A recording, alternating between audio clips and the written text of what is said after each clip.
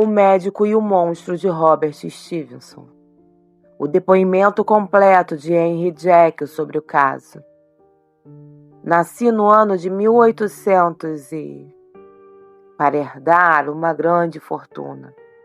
Dotado, acima de tudo, de excelentes qualidades. Habilidoso por natureza. Aficionado a respeitar os sábios e os bons entre os meus semelhantes.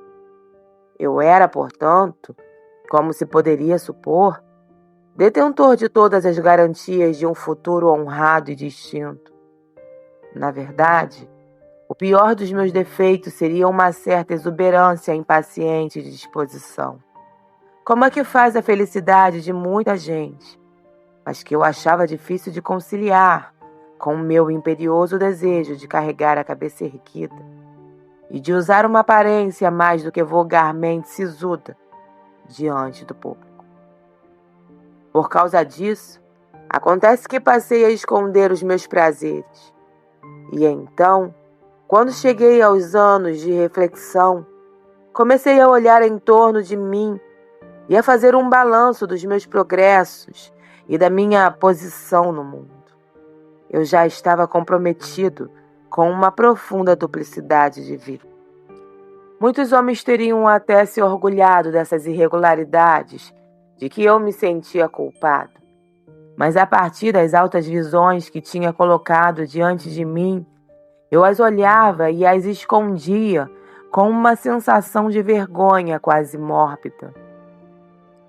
Assim, foi essa natureza mais exigente das minhas aspirações do que qualquer degradação particular em minhas falhas que me tornou o que eu era e que, como uma trincheira ainda mais profunda do que na maioria dos homens, cortou em mim aqueles domínios do bem e do mal que dividem e compõem a natureza dual do homem.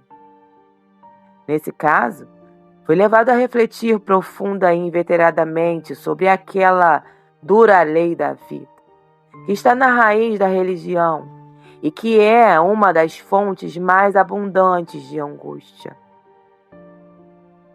Embora tão profundamente contraditório, eu não era de modo algum hipócrita.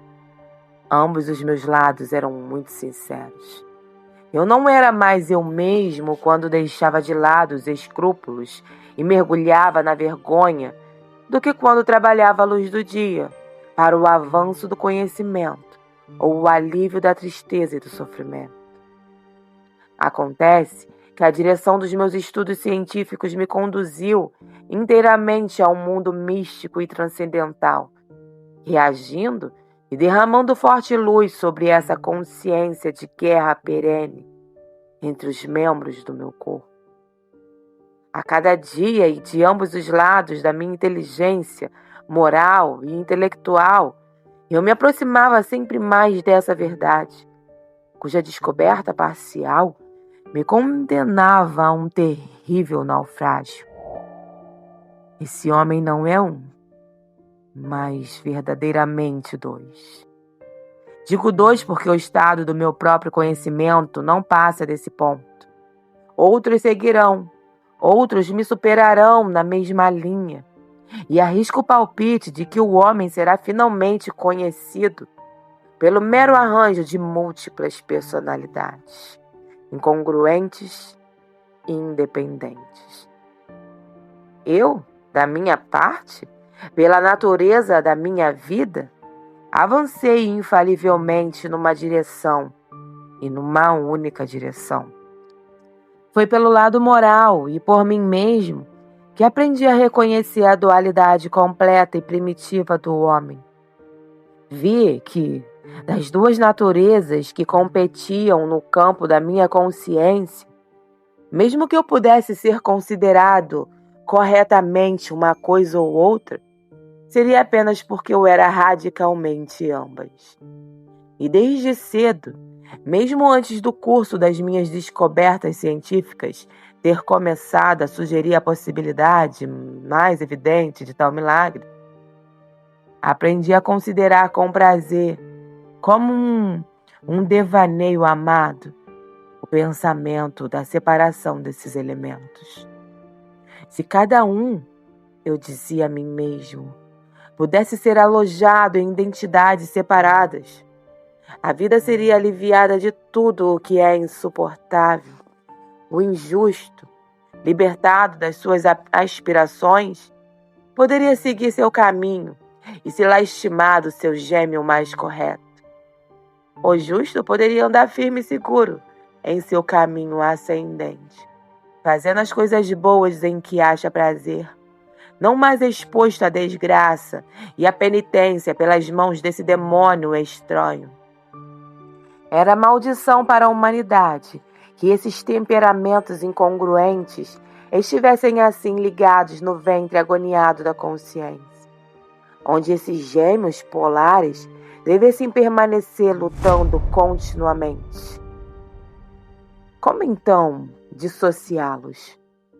Eu estava muito distante em minhas reflexões, quando, como já disse, uma luz lateral começou a brilhar sobre o objeto na minha mesa de laboratório. Comecei a perceber mais profundamente o que jamais havia sido afirmado: a imaterialidade trêmula, a transitoriedade nebulosa desse corpo de aparência tão sólida com que andamos vestidos.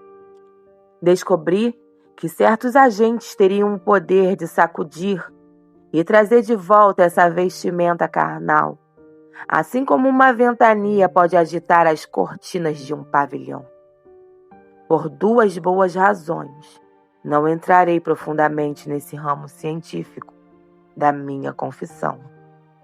Primeiramente, porque fui feito para aprender que a desgraça e o desgaste de nossa vida estão presos para sempre sobre os ombros do homem e que, quando é feita uma tentativa de rejeitá-los, eles retornam contra nós, com uma pressão ainda mais estranha e impressionante. Segundo porque, como minha narrativa tornará, infelizmente, muito evidente, minhas descobertas estavam incompletas. Bastaria, pois, que eu não apenas reconhecesse meu corpo natural pela mera aura e refulgência de alguns dos poderes que constituíam meu espírito, mas que conseguisse compor uma droga pela qual esses poderes poderiam ser destronados da sua supremacia, com uma segunda forma e o semblante substituídos, não menos naturais para mim, porque seriam a expressão e carregariam o selo dos elementos inferiores da minha alma. Hesitei muito antes de colocar essa teoria sobre o teste da prática.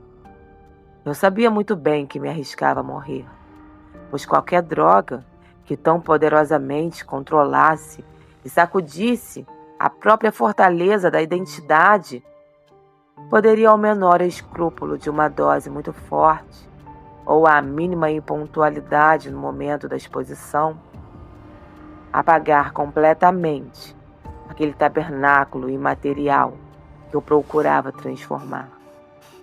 Mas a tentação de uma descoberta tão singular e profunda, por fim, superou as sugestões alarmistas. Havia muito tempo eu preparava a fórmula da minha porção. De uma vez só, comprei de uma firma de químicos por atacado uma grande quantidade de um sal específico, que eu sabia pelas minhas experiências ser o último ingrediente necessário. E na calada de uma noite amaldiçoada, eu fiz a composição dos elementos e os vi ferverem e fumegarem juntos no copo. Quando a ebulição cessou num forte arroubo de coragem, eu bebi a porção. As dores mais violentas ocorreram. O mor dos ossos, náuseas mortais e um horror espiritual que não pode ser excedido nem na hora do nascimento ou da morte. Então, essas agonias começaram a diminuir e voltei a mim como se saísse de uma grave doença. Havia algo estranho nas minhas sensações. algo indescritivelmente novo. E por causa da própria novidade, incrivelmente doce. Senti-me mais jovem, mais leve, mais feliz no meu corpo. Embora estivesse consciente da minha imprudência inebriante, imagens sensoriais desordenadas passavam como uma correnteza, disparadas em correria na minha fantasia. Como a solução para os limites da obrigação, como a liberdade desconhecida, mas não inocente da alma. Conheci a mim mesmo, no primeiro sopro dessa nova vida, como sendo mais perverso. 10 vezes mais perverso.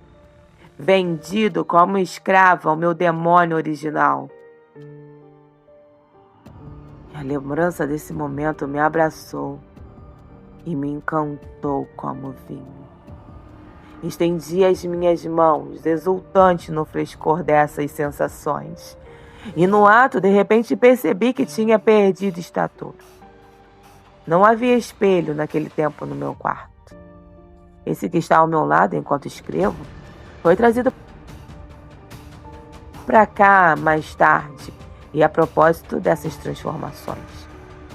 A noite já ia alta, mas bem distante da manhã, e a madrugada, apesar de ainda escura, estava quase pronta para dar origem ao dia. Os moradores da minha casa estavam trancados nas mais rigorosas horas do sono. Decidi, entusiasmado como estava, com a esperança e o triunfo, arriscar seguir em minha nova forma até o meu quarto. Atravessei o pátio, com as constelações me observando. Imaginei admirado que seria a primeira criatura desse tipo, que a vigilância dela jamais havia captado. Prossegui furtivamente pelos corredores, como um estranho em minha própria casa. E chegando ao meu quarto, vi pela primeira vez a aparência de Edward Hyde. Aqui vou falar apenas em teoria, para dizer não o que sei, mas o que suponho ser o mais provável. O lado maligno da minha natureza, para o qual eu tinha então transferido a eficácia da aparência, era menos robusto e menos desenvolvido do que o lado bom que eu acabara de destronar. Novamente no curso da minha vida, da qual 9/10 tinha sido uma vida de esforço, virtude e controle, esse lado tinha sido muito menos exercitado e estava muito menos esgotado. Foi por isso, eu acho, que Edward Hyde surgiu menor, mais magro e mais jovem do que Henry Jekyll. Ao mesmo tempo em que o bem brilhava no semblante de um, o mal estava inscrito de forma ampla e clara na face do outro. O mal, além disso, que ainda devo acreditar ser o lado letal do homem, tinha deixado nesse corpo a marca da deformidade e da decadência. E, no entanto, quando olhei para aquele ídolo feio refletido no espelho, tive consciência de não sentir nenhuma repugnância, mas, em vez disso, fiz um sinal de boas-vindas. Esse também era eu. Parecia natural e humano. Aos meus olhos, exibia uma imagem mais viva de espírito. Parecia mais direta e simples que o semblante imperfeito e dividido que então eu costumava chamar de meu. E nisso, até aquele momento, sem dúvida, eu estava certo. Observei que quando usava a aparência de Edward Hyde, no início ninguém podia se aproximar de mim sem uma visível inquietação da carne. Isso eu vejo era porque todos os seres humanos, quando nos encontramos com eles, estão misturados entre o bem e o mal. Edward Hyde, sozinho, nas fileiras da humanidade, era puro mal. Permaneci apenas um momento diante do espelho, A segunda e conclusiva experiência ainda não havia sido tentada. Restava ver se eu teria perdido minha identidade além da redenção e precisaria fugir antes da luz do dia, de uma casa que já não era mais minha. Voltei apressado para o meu gabinete. Mais uma vez preparei e bebi a taça. Mais uma vez sofri as dores da dissolução e voltei a mim mesmo com o caráter, a estatura e o rosto de Henry Jekyll. Naquela noite eu tinha chegado à encruzilhada fatal. Se eu tivesse abordado minha descoberta com um espírito mais nobre, se tivesse arriscado o experimento enquanto ainda estava sob o império de aspirações generosas e piedosas, tudo deveria ter acontecido de outra forma. E dessas agonias de morte e nascimento, eu viria como um anjo em vez de demônio. A droga não tinha uma ação discriminatória. Não era nem diabólica nem divina, mas sacudiu as grades da prisão do meu caráter. E como os cativos de Filipos, o que estava dentro correu para fora. E nessa ocasião, minha virtude adormeceu.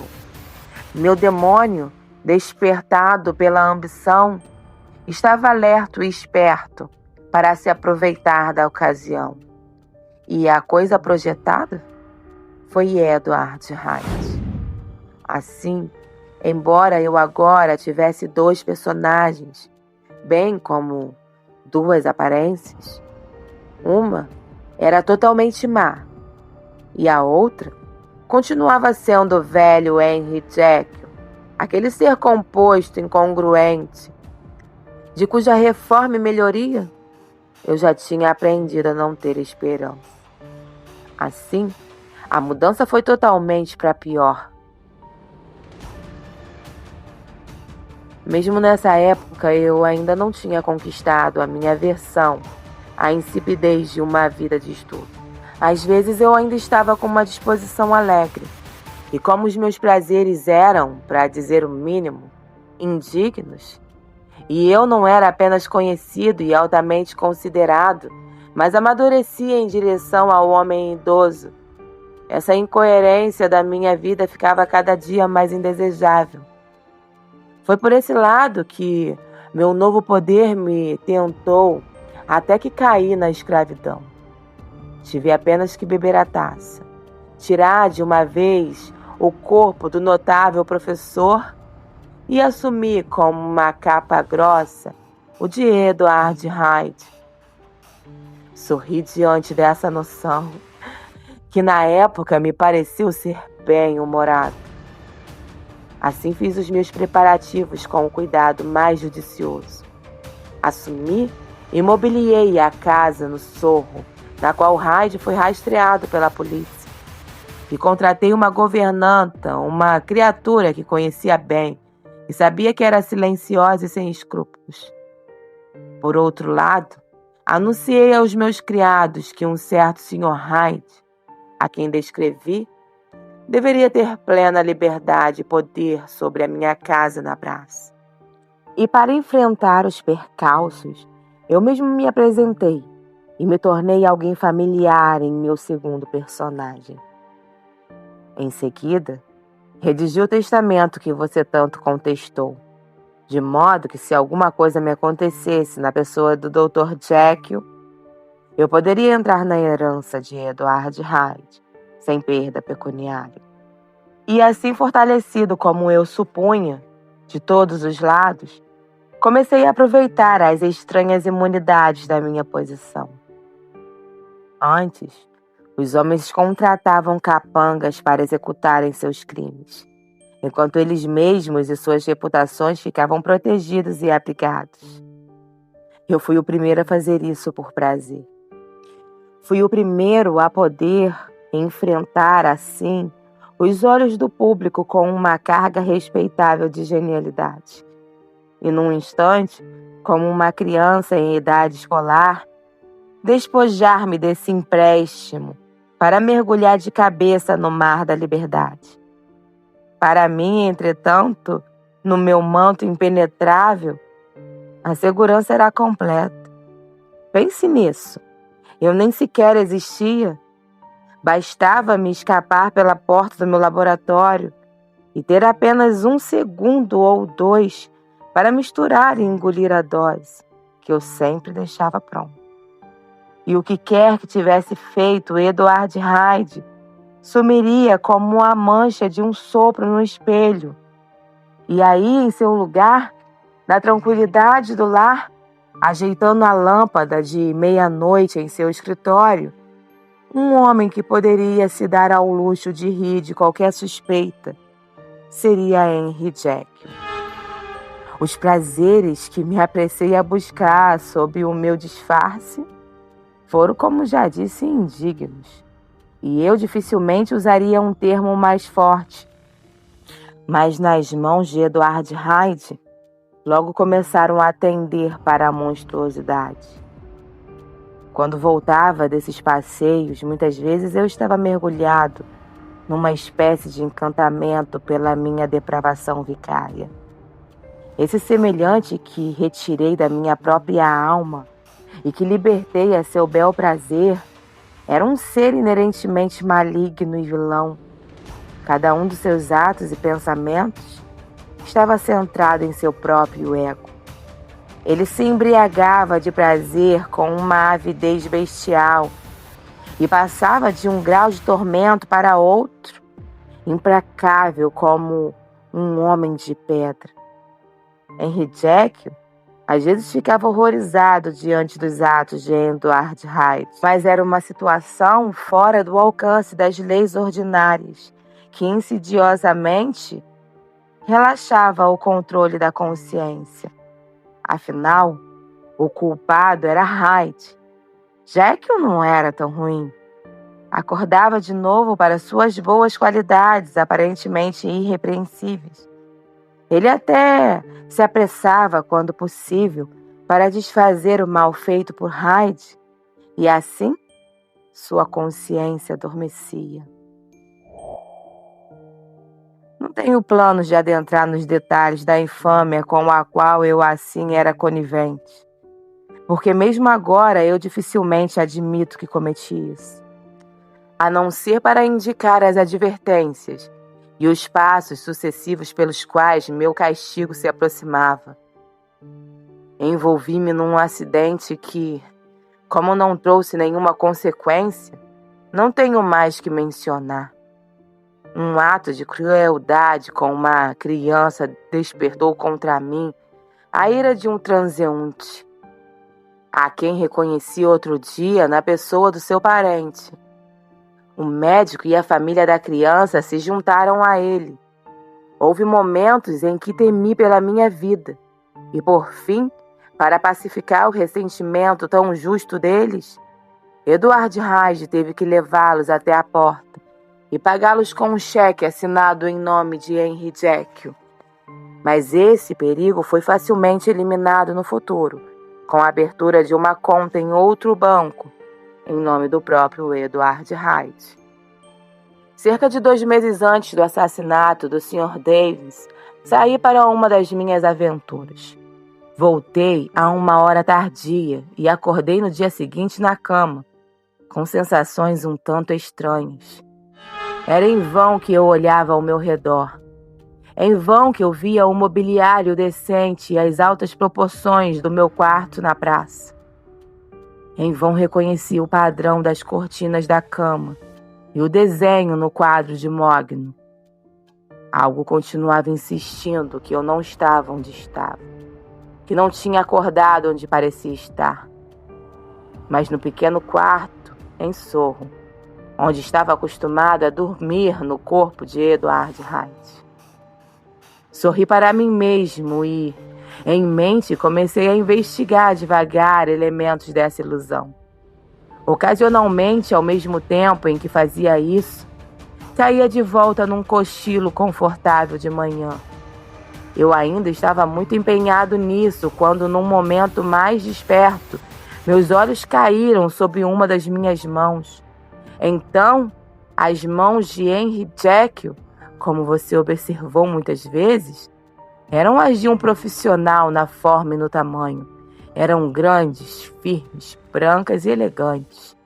Mas a mão que vi com bastante clareza naquela hora, à luz do dia, em plena manhã em Londres, descansando em meio à fachada, sob a roupa de cama, era magra, cheia de veias, deformada, de uma palidez sombria, intensamente sombreada por causa dos pelos crescidos. Era a mão de Edward Hyde.